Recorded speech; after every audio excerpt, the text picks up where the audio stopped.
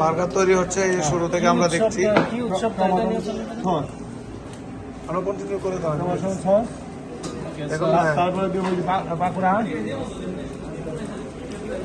পাকুড়ার পরে দিতে হবে শশা,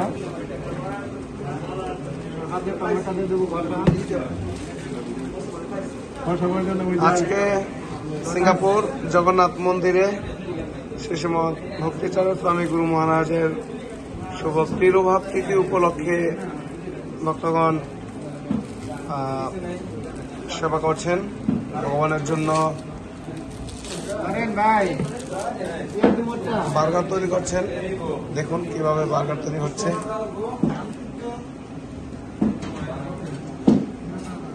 বার্গার এই যে ডিপ